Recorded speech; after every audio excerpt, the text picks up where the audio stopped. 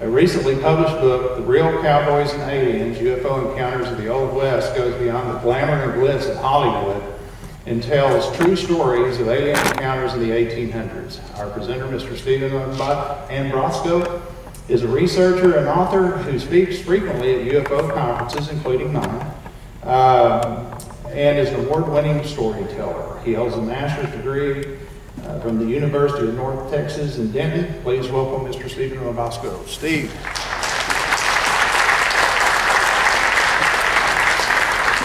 I dared him to wear a cowboy hat. I see he didn't. Anyway, I'll get even with him later. Thank you, ladies and gentlemen. Here's Steve. Now, my wife bought me this shirt just to wear. You're looking good, looking good. If you see her, tell her I wore her shirt that she bought me. Okay, well, I'm here to take the place of David, who couldn't come in, so we're not going to hear about Star Trek tonight. I work with Noe. I've worked at the same library as Noe for this is my 9th year that we've worked together, but we've known each other for about 20 years. And so I've been around when he first started writing, and his first couple of books were about baseball. And that's really his first love is baseball. I mean, he likes to go to baseball games. But he started collecting some stories about the Rio Grande Valley, and I liked going to tell stories to kids about chupacabras and other stories in the Rio Grande Valley. And that's where he collected this story about a UFO that crashed not far from here. And as he began doing his research, he ran across others that were doing research on that, which is Ruben, who's at the airport right now in San Antonio picking up George and Oregon.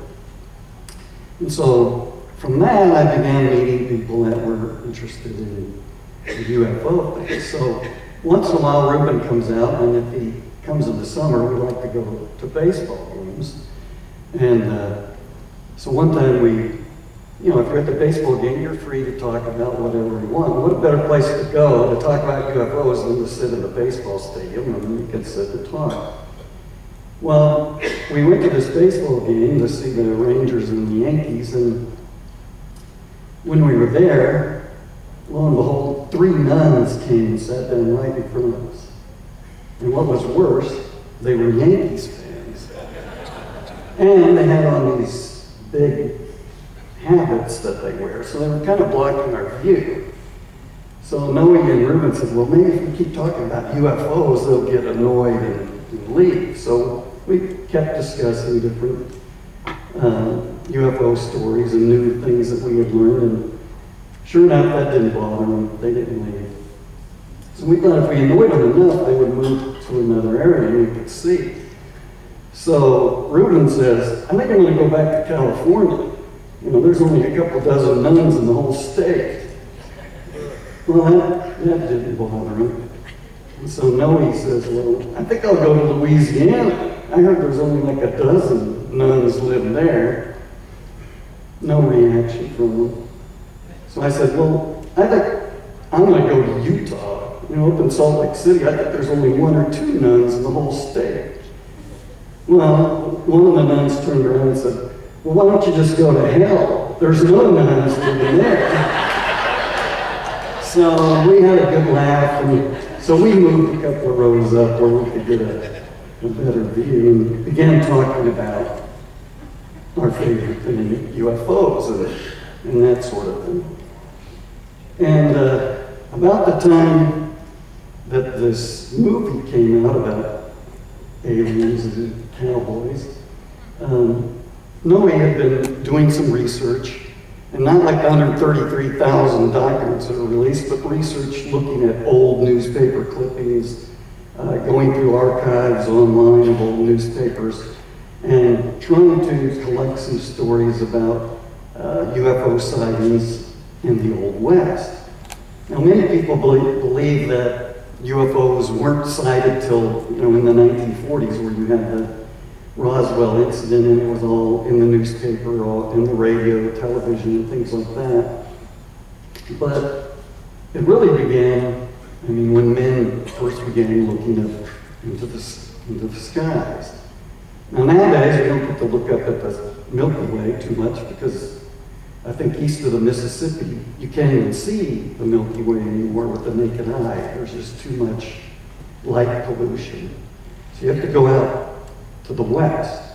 And last October, when we were in Presidio, they had a stargazing party at the Fort Leaton there, and you could gaze up at the sky there down on the Big Bend and see the Milky Way and many of the planets and things. So the old cowboys, you know, would go out, and as they were doing their cattle drives or just working out on the ranches, they'd gaze into the sky and see, you know, all kinds of things.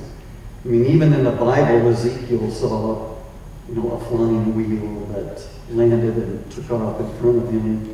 Many recordings of early explorers crossing the Atlantic, seeing strange sights and recording what they had seen.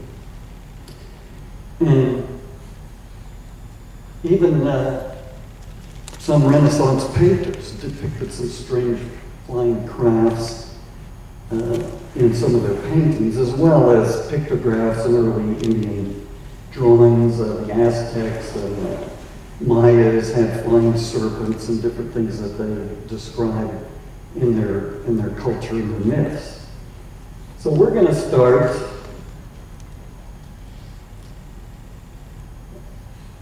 We're going to go ahead and start in 1864. This is much after the 1947 Roswell crash. Now here's a picture of the authors of the book, which I'm going to tell some of the stories from. And of course there's Noe and John LeMay, and they're actually out at the UFO crash site there in New Mexico. Now, do we know that cowboys saw UFOs? Well, Hollywood has their kind of version of what it would be like if cowboys and aliens met. And their version looks a little bit like this.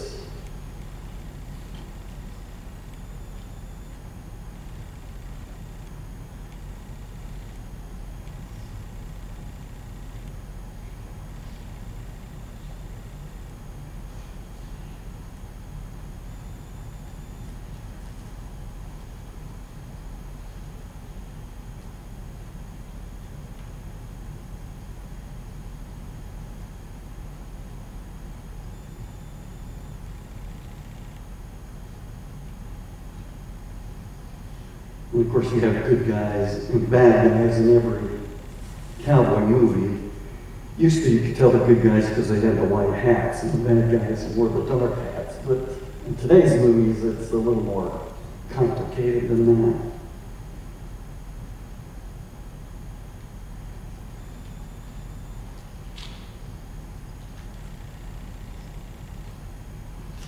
Let me try to get the sound, Steve, or does it matter? I don't know, it don't matter. I'm just going to go.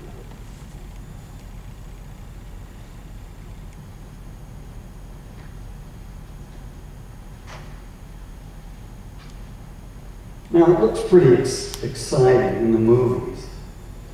But in the Albuquerque Journal, after the movie was released, they wrote a little article that said, hey, Hollywood, if you're going to make a big budget movie about ETs in the Wild West, can't you at least get it right?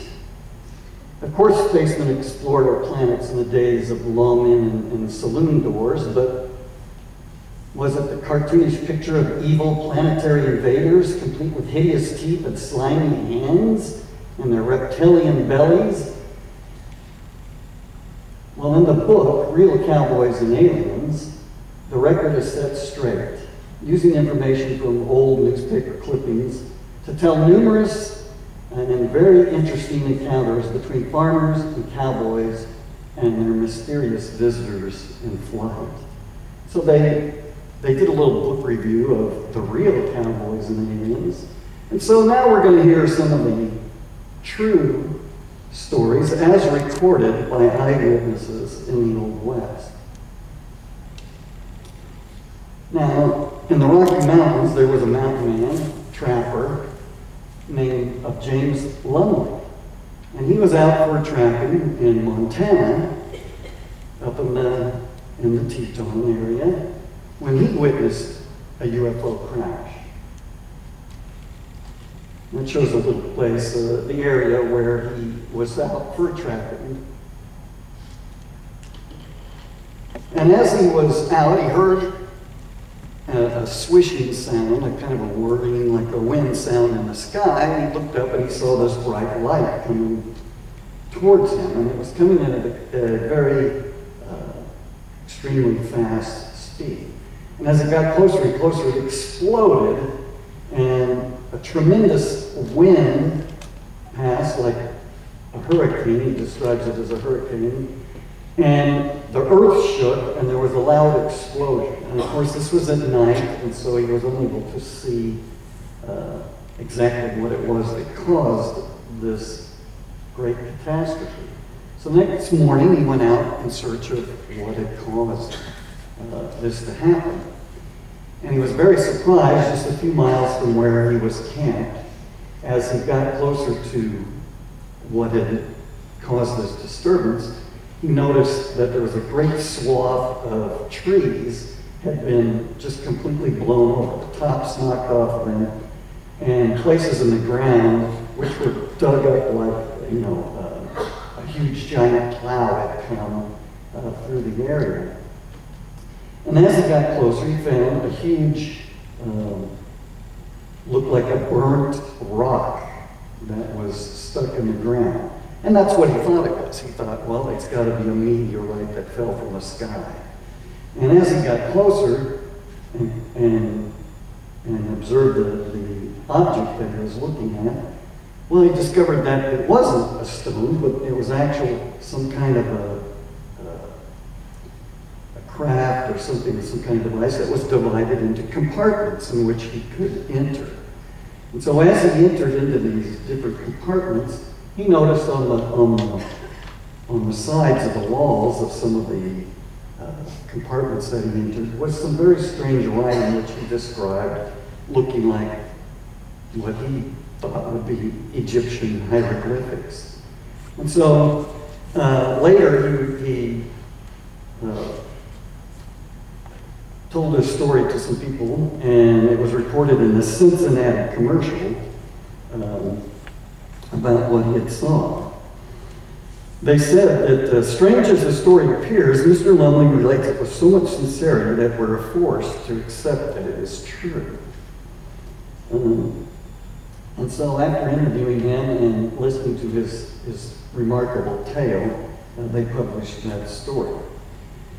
It says, interestingly enough, it was, I guess, about 35 years later that H.G. Wells published his book, of course, The War of the Worlds.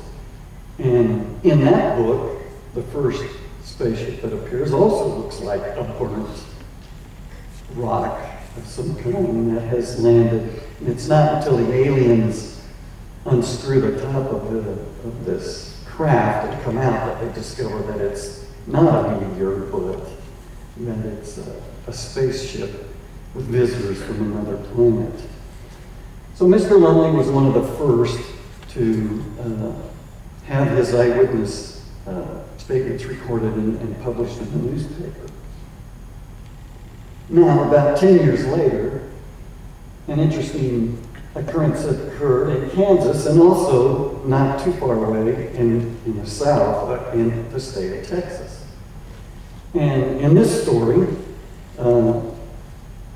people saw and observed what they described as a flying serpent. It was recorded in the Fort Scott Monitor, and then later it was recorded in the New York Times. People saw an enormous serpent that seemed to float like a cloud. Okay, the sighting that they described looked like a giant snake that was undulating in the sky. That breathed fire, and it was traveling at a very slow and undulating speed. It said in the New York Times that they commented also about the people reporting this, and they said that a few years later, or earlier, people in Kansas had reported, or Nebraska had reported the same type of sighting. And so many people saw it that they put it into a song. They wrote a folk song about it. And one of the verses says, there was a serpent, a flying engine with no wing or wheel, that came a-roaring in the sky, with lights along the side and scales like a serpent's hide. Well, some people say this sounds more like a UFO than a snake flying through the sky, but many cultures have flying serpents in their legends and stories, including the Aztecs, of course, which had the serpent god. Quetzalcoatl was one of their main gods that they worshipped. So these incidents remain a mystery, and later we'll see another very similar type of sighting in Indiana.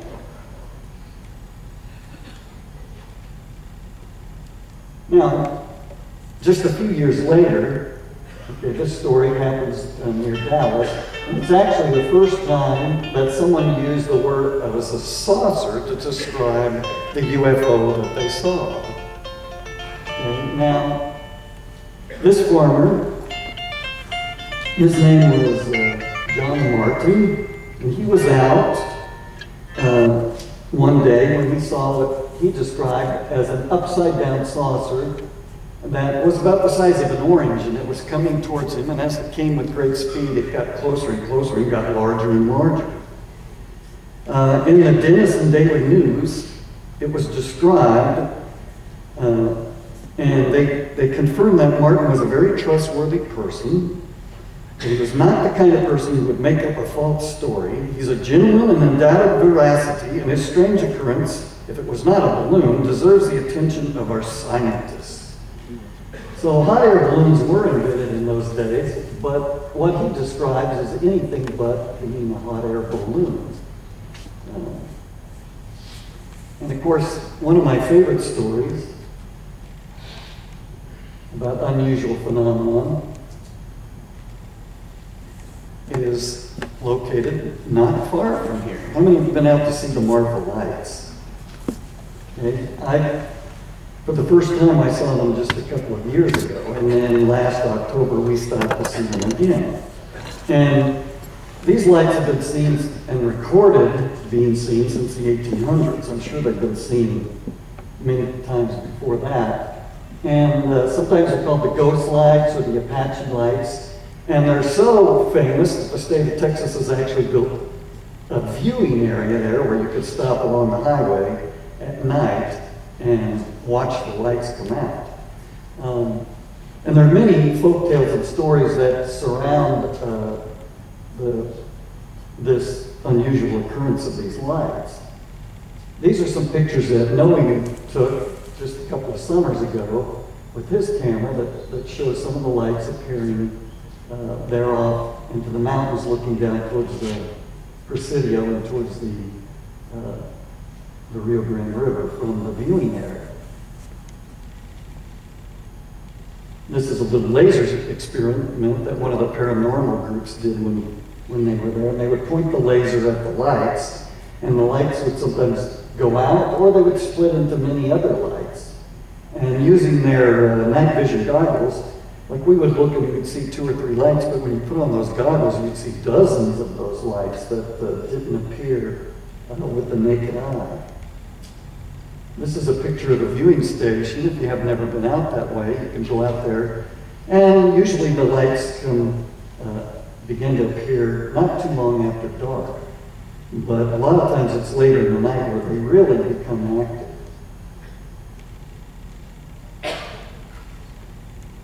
Let's go back a second here.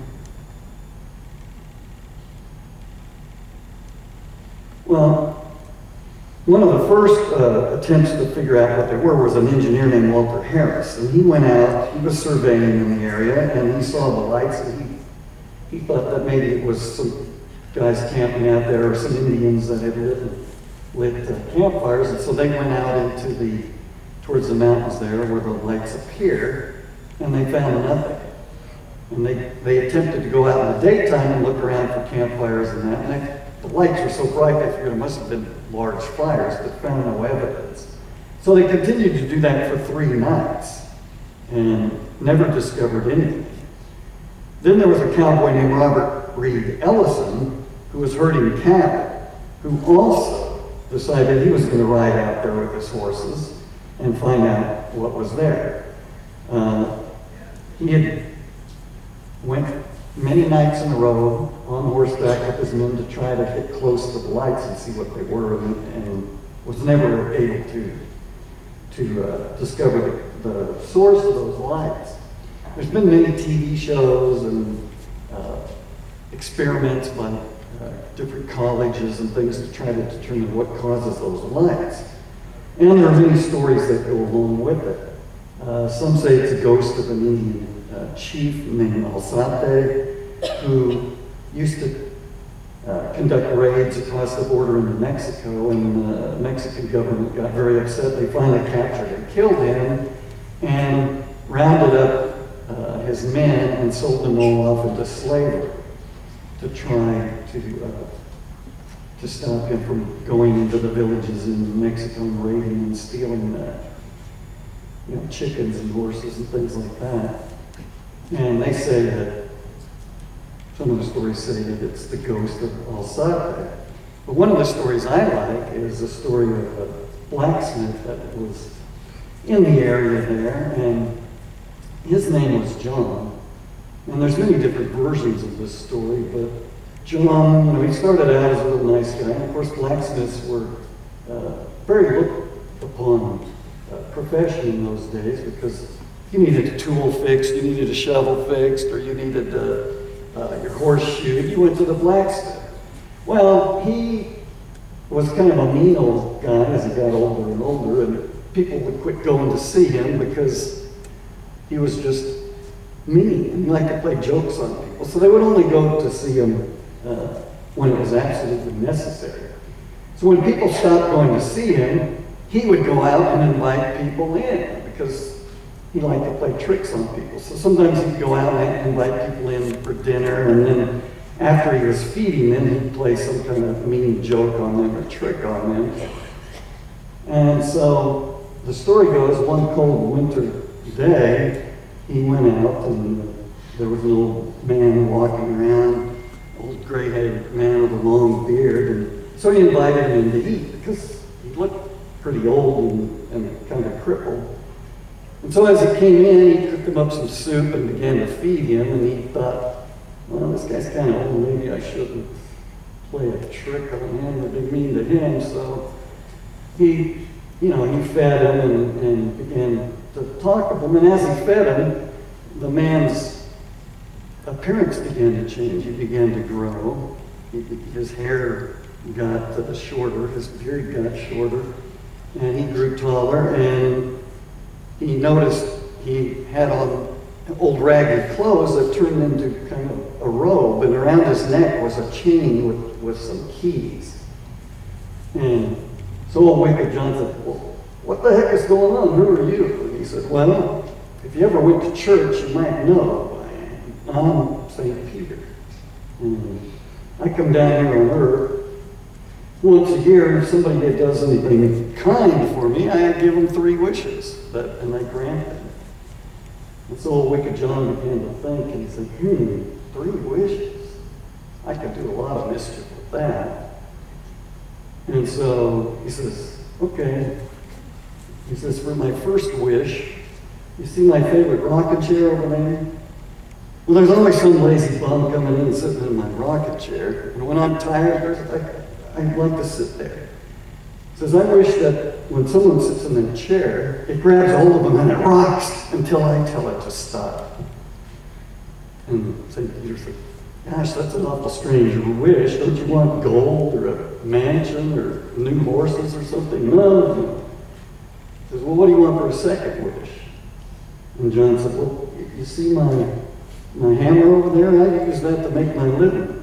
But a lot of times, I go to get my hammer and it's gone. Some kids are out pounding rocks or something with it. So anybody picks up my hammer, I want that hammer to grab a hold of them and pound until I tell it to stop. So St. Peter said, that's just absurd. It kind of wishes that, but it's your wish. And he said, what's your last wish? He said, well, look outside the door of the shop. You see that old straggly thorn bush out there? That used to have the prettiest yellow roses you ever saw. But the kids are always coming and picking it. It really upsets me. He says, I wish that anybody that gets near that bush, it grabs a hold of them and sticks them with those thorns until I tell it to stop. So St. Peter said, all right, those are your wishes. So he floated off into the sky and disappeared. Well, John didn't get any nicer. And so he just kept doing mean things. Well, pretty soon the devil found out about it, how mean he was. He says, I think it's time that guy comes down here. His days are numbered anyway.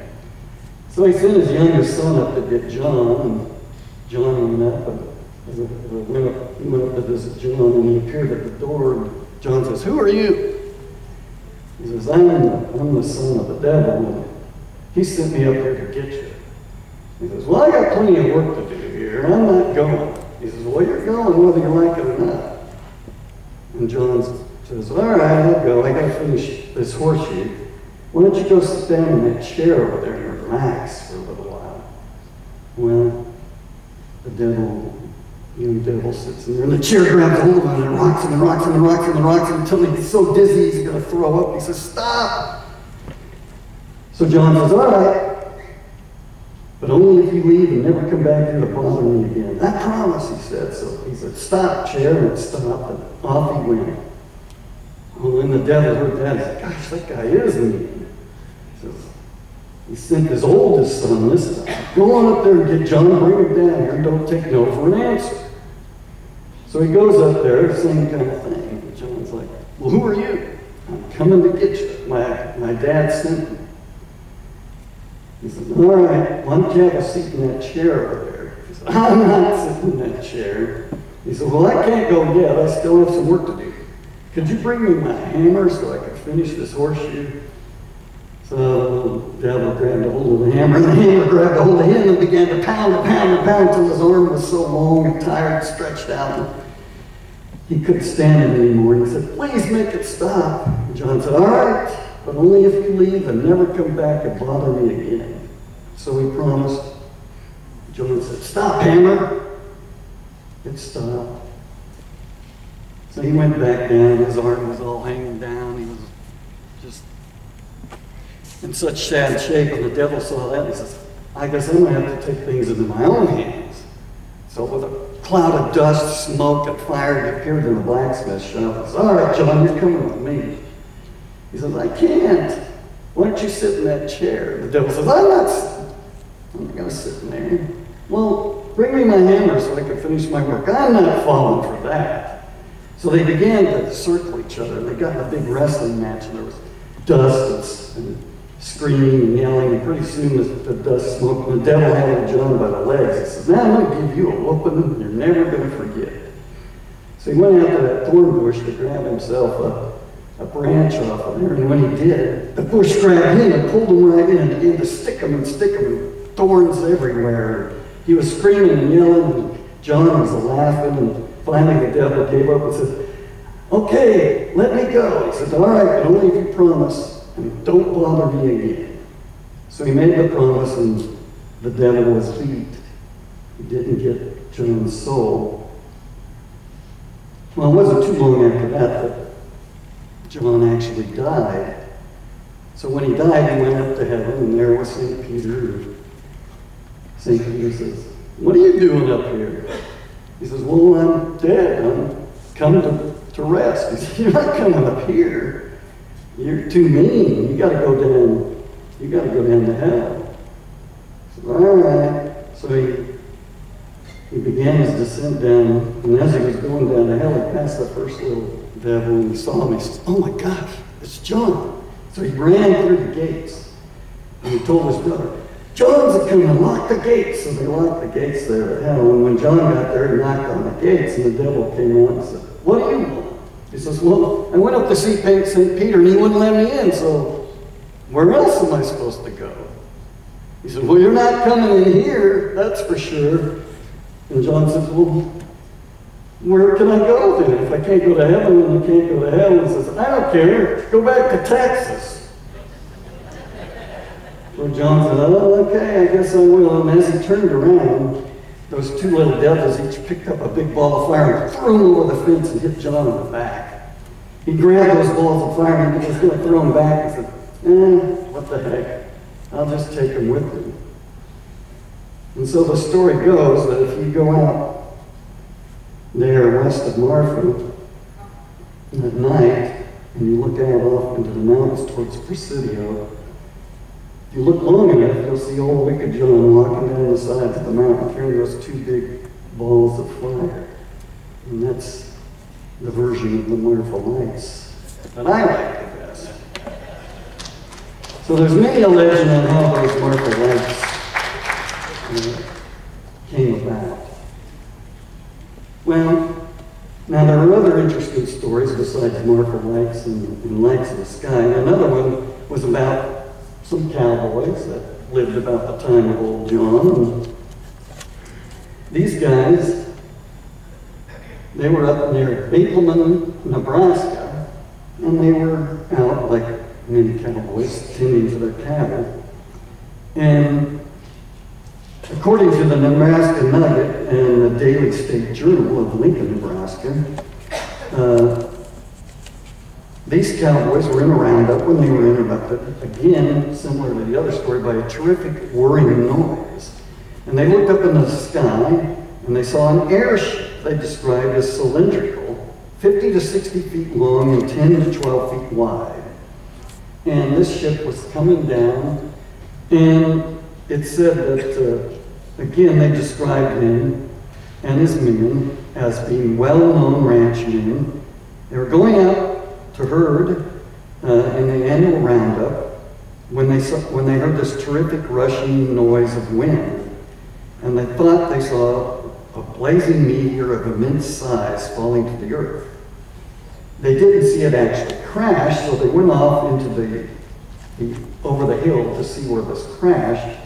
As they rode up, they saw fragments of cogwheels and other pieces of fine machinery lying upon the ground.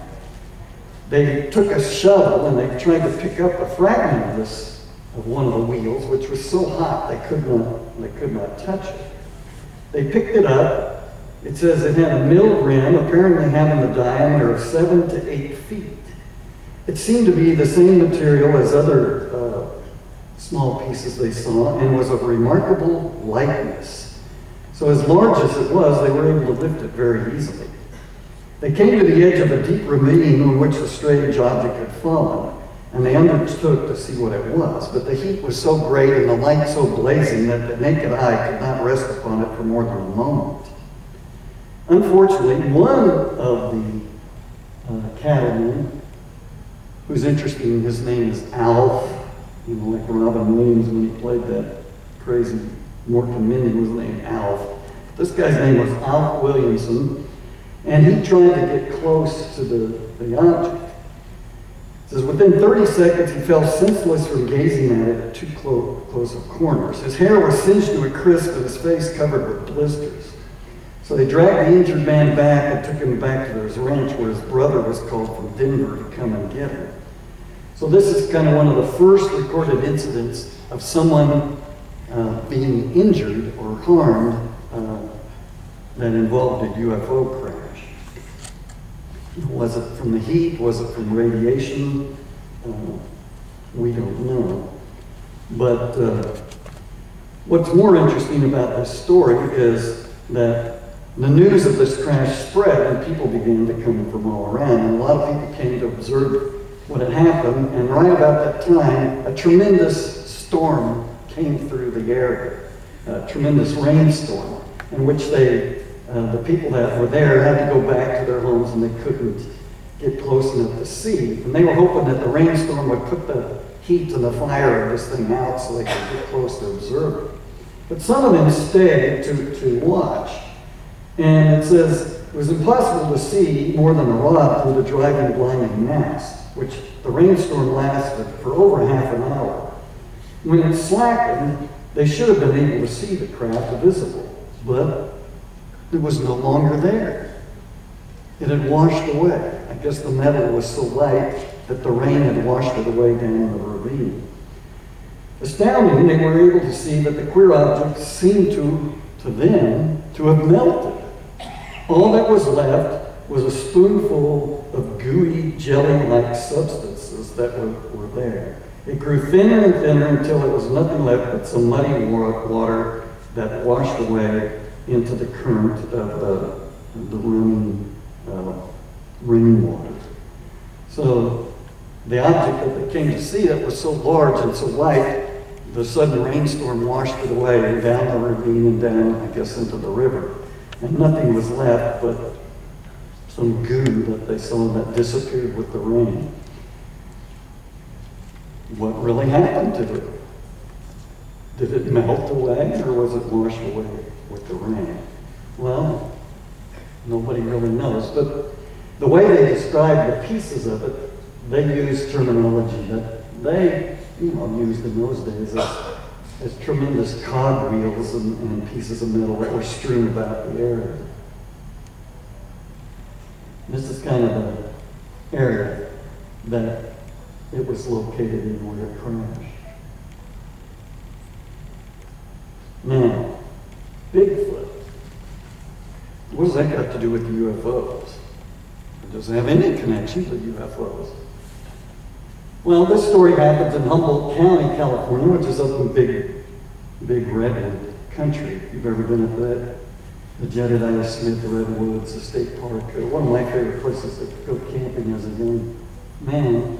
And this is an interesting story because it's about a man who befriended the Indian tribe that lived up there, and he was recording kind of their culture, their language, their way of life.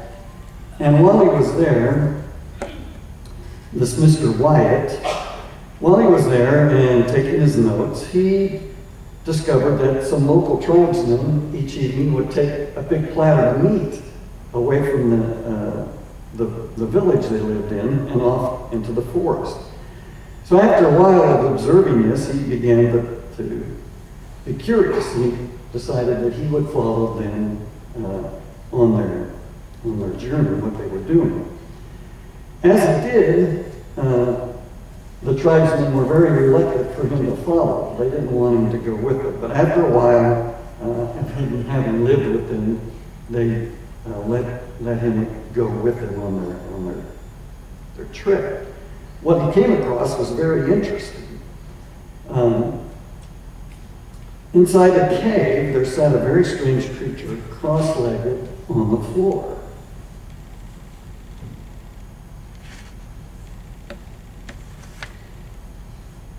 And they were bringing him this platter of raw meat each evening for him to eat.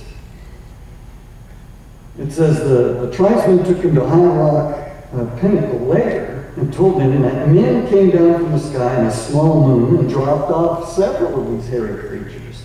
And that in the past, this had happened many times. The local tribesmen described these creatures as crazy bears. And they said that one time that they came down, they dropped off, and they could see inside this small silver moon men that looked sort of human-like, and that they even waved to the tribesmen before they closed the door to their spaceship and flew away. So, according to this tribe, these creatures were brought to Earth in a small craft of some kind and left there for the tribesmen to take care of. The tribesmen thought they had some kind of magic, and they thought it was their duty to take care of these crazy bears. Now, Mr. Wyatt records that he only observed one of these crazy bears, and then he only mentions it the one time in his diary. He doesn't mention that he ever went back and whatever happened to the crazy bear. But there are many stories of Bigfoot sightings that kind of correspond to UFO sightings in different areas of the country.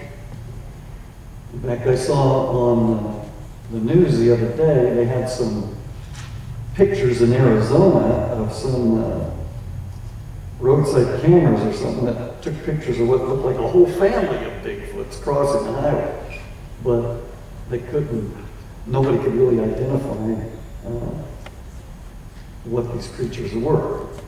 Because normally you don't see a whole family of bears crossing the highway in Arizona. So what exactly was it that they were seeing? Well, that's a very interesting story that kind of comes to us from Mr. Wyatt in California. I don't know how I'm doing on my time. Let me check. Okay, I think I'm doing pretty good. Well, another interesting story, it's not a Bigfoot, but it's of a giant bird. This happened in 1890 outside of Tombstone, Arizona by some cowboys that were riding there. And they described this giant prehistoric looking bird. According to the Tombstone epitaph, it said that these cowboys riding saw an exhausted creature with a huge pair of wings, resembling a huge alligator with extremely elongated tail and an immense pair of wings.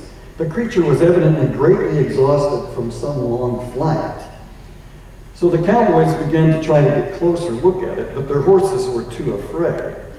So they began to get closer and it took off flying again. So they chased after it again, but apparently it seemed to be exhausted and not able to fly very far.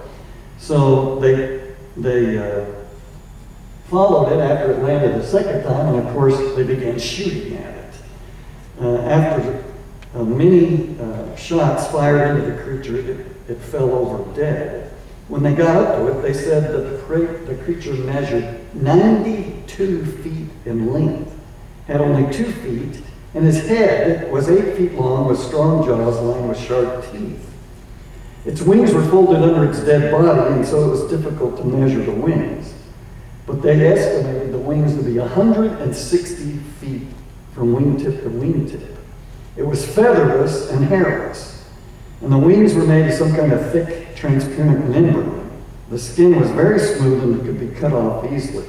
And so the men sliced pieces of the wing membrane and took it with them.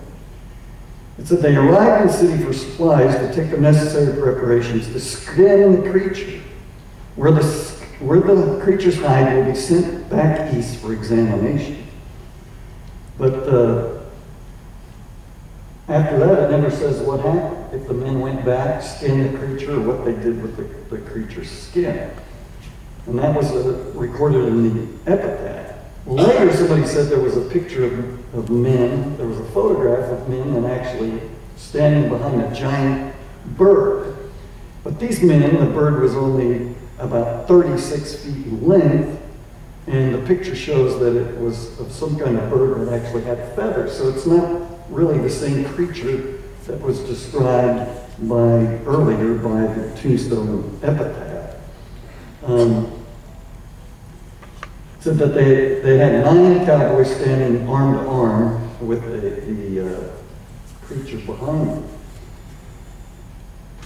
Now, Noe tried to find, through all the research they did, this picture that was described, but was never able to find it. Now, many cultures have stories of birds, giant birds, or birds that carry off, giant eagles that come down and take a chihuahua and fly off or whatever.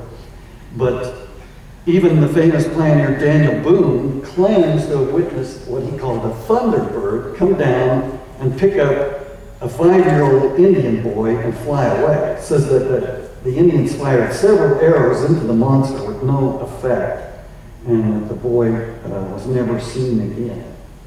So there are many stories of giant birds called thunderbirds.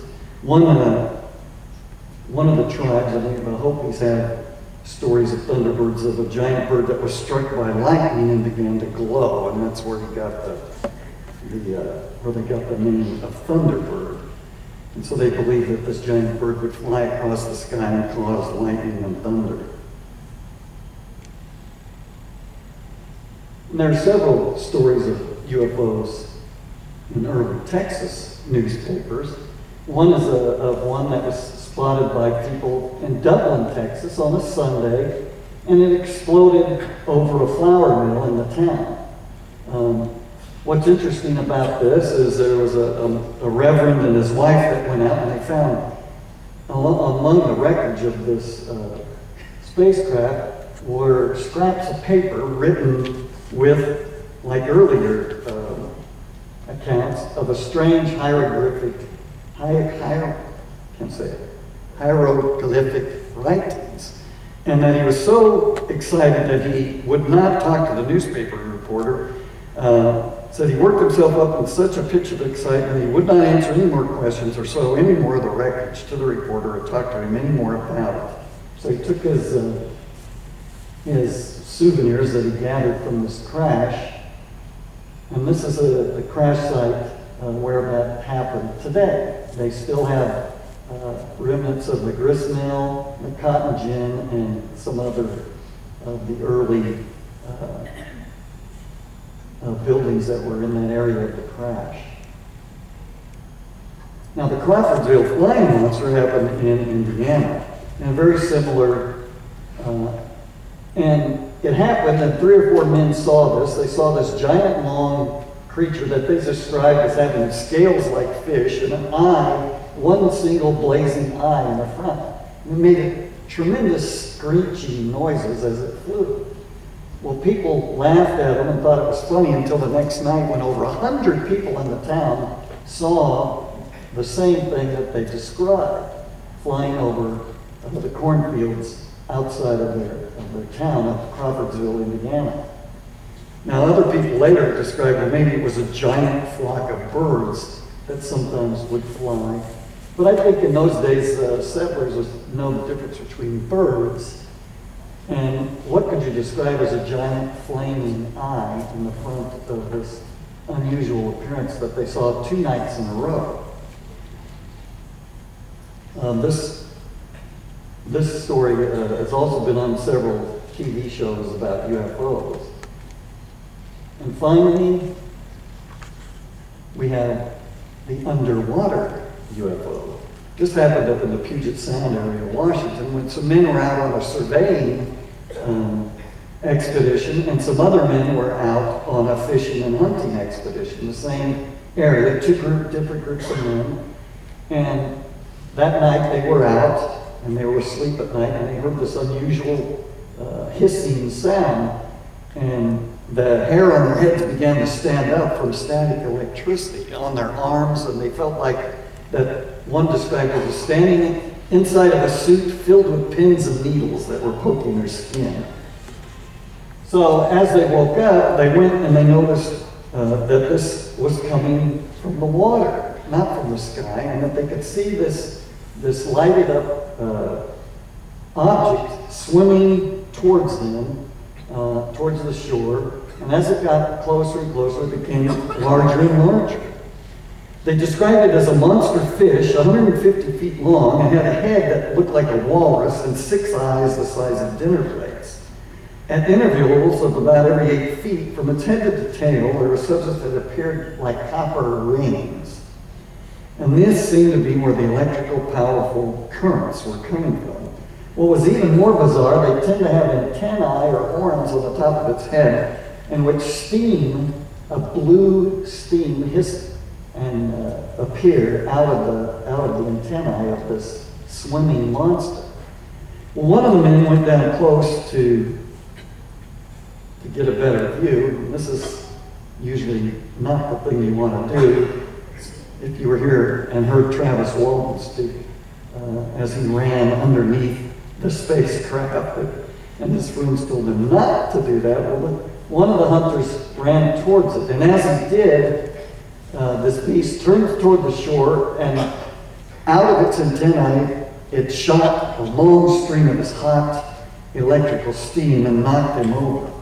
Second man went to recover his friend, and he was knocked over and stunned also. The rest of the men ran into the forest and waited until the beast left and began swimming away to go and they thought their friends were dead, but they found out that they were only stunned and were able to recover. This story was published in the Tacoma Daily Ledger on July the 3rd, 1893. And what's interesting about it was some of the description sounds very much like Jules Verne's Captain Nemo and the Nautilus, which was published in French in 1869 and in English in 1873. Well, this took place about 20 years after the book was published here in the United States. I think I'm getting a little bit close to the time that I need to end. So we'll end with, in 1896 and in 1897, there seemed to be a mass sightings across the western part of the United States of unusual flying objects. Now, airplanes hadn't really taken place. The Transcontinental Railroad had just been completed. And so, for people to describe these kinds of things in those days would be very unusual. But airships were spotted from Sacramento, California to San Francisco, all the way up into Oregon and Washington. And on some occasions, there were people or aliens, human-like creatures described or seen. In November 25th of that year in Lodi, California, a Colonel G. Shaw and Camille Spooner saw three very tall beings standing alongside the road. In the distance behind them was a huge cigar-shaped UFO that hovered quietly over a body of water. According to the Stockton Evening Mail, he described them as looking at three strange beings that resembled humans in every respect, except that they were not like anything I'd ever seen. They were possessed of a strange and indescribable beauty. They wore no clothes, but their bodies were covered with a soft, fine fuzz, and they were 7 feet in height and very slender. I further noticed that their hands were quite small and delicate, their fingers were without nails, and their feet were nearly twice as long as those of an ordinary man. They were very narrow with toes that were long and slender, much the same as a monkey. He said, in fact, they appeared to have much better use of their feet than their hands. Their faces and heads were without hair, the ears were small, and the nose had an appearance of polished ivory, while the eyes were large and lustrous. The mouth, however, was very small, and it seemed to me they were without teeth. They also seemed to be very light. They came over and he shook hands with one, and he said, as he shook his hands, he nearly lifted the being off the ground. He said, as far as I could judge, he weighed less than an ounce. He said, when he began to talk to them, they began to warble like birds. He began to ask them where they were from, and one of them talked to the other one, and it seemed like they were going to try and abduct the colonel. But when the alien tried to lift him up, he couldn't. He was too heavy for the alien to lift. And after several attempts of the three of them trying to lift the colonel, they decided to give up, I guess. He said, although I made not the slightest resistance, he could not move me. And finally, the three of them tried without the slightest success. They appeared to have no muscular power outside of being able to move their own limbs. So they went back to their spacecraft. He said it was about 150 feet in length and probably not over 20 feet in diameter at the widest part. It was pointed at both ends and had a large rudder. Other than that, there was no visible machinery. The men or beings they seemed to glide as they walked, sometimes not even touching the ground. They walked rapidly towards their ship, not as you and I walk, but with a swaying motion. So they followed them very rapidly as possible, but they reached the bridge and they got on their ship, seemed to spring into the machine, a door opened at the side and they disappeared within. The ship went through the air very rapidly, expanded and contracted with muscular motion, and soon was out of sight. So many of these mysterious airships appeared all over the west coast of the United States in 1896, and then farther inland in 1897. As mysteriously as they appeared, in the middle of 1897, there were no more sightings or things recorded in the newspaper about it. So these are early stories that Mr. Torres has gathered together from doing research from old newspaper articles, museum archives, microfilm, which some libraries still have. And he collected those and put them into a book that he has called The Real Cowboys and Aliens. If you'd like to read more about some of the encounters of our early Western ancestors and our forefathers, you can talk to Mr. Torres and find out how you can get a copy of this book. So I hope you enjoyed some of these stories. I hope that the rest of our conference, that it will be very enjoyable to you. I know we have a lot of very well-known, well-written, and well-respected UFO researchers and paranormal people that will be coming to speak to you. And I thank you for being here tonight and listening to me. So thank you.